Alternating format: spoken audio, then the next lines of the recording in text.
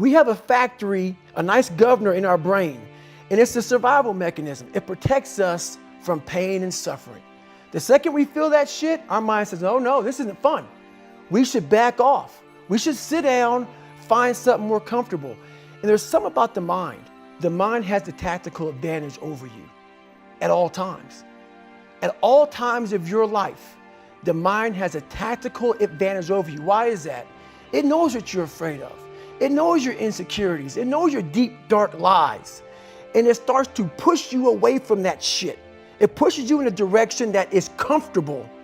The mind controls everything. Most people think, oh man, like your mom and dad, you need to believe in yourself. Sesame Street, when I was growing up and shit, you need to believe in yourself. That's not the belief I'm fucking talking about. It's the belief that you harness through hard work and dedication. And it's something that you know what you are capable of because you've gone there several times in those dark times. You could be obsessed, but I'll tell you one thing. If you want to be great, you want to be the baddest motherfucker ever at what you do, you could be misunderstood by everybody because you're going to be so fucking obsessed and so driven to get there. That's what it takes. It takes every second of your fucking life. Anybody says balance? Yeah, balance is important for a lot of fucking people. It is. But if you want to fucking go to that edge where people do not like you, don't understand you, question everything you fucking do, you've arrived. So what happens is you start to get this picture that everybody hates you because your reality becomes so big that you can't see the clear picture. Through discipline, through self-discipline, through repetition, through tons of repetition of the same thing that you don't want to do, and that's the key thing. Through repetition of things you don't want to do, you develop mental, like an armor for your mind. Start to armor your mind because your mind's like, okay, we suffer every day. That's what we do. We do stuff that sucks every day. So then when the suck stuff comes, you're ready for it. People are great at hiding. So they want to just find peace. No, you got to take your shit, fix whatever's fucked up in you. Don't just shove it under the rug. Fix it, and then you'll find some peace later. We want the happy feeling. We don't want that feeling of this sucks. Why am I here?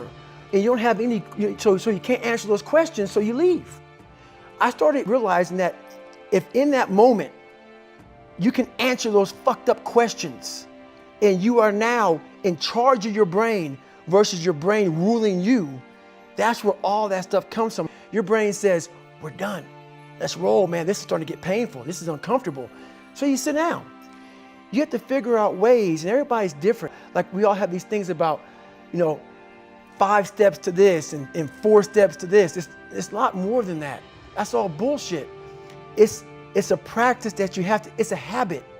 You have to continue to fucking live your life, or you can choose to be doomed and become a statistic.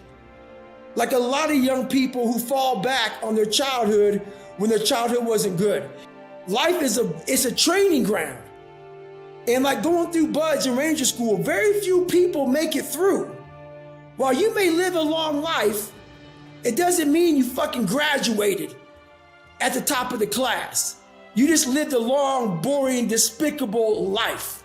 When people don't understand you anymore, you're in that spot of obsession and drive where people are like, what the fuck is wrong with this guy?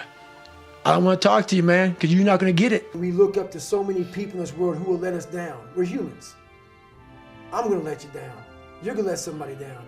And you put them on a pedestal, you then lose time when that person comes up and lets you down. You must hold yourself accountable, and being your own hero, that's what that does.